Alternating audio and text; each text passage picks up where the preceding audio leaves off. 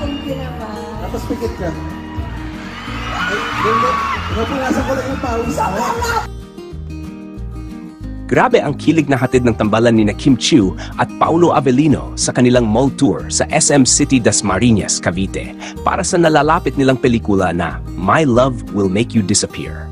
Hindi maitago ng mga fans ang excitement at saya sa naging interaction ng dalawa sa entablado. Sa bawat biruan at kulitan nila, ramdam na ramdam ang chemistry ni Kim at Paulo na parang totoong magkasintahan. Makikita ang kanilang lambingan at natural na pag-aasaran na nagbigay ng labis na kasiyahan sa mga manood. Marami ang kinilig sa kanilang matamis na ngiti at malalambing na titigan.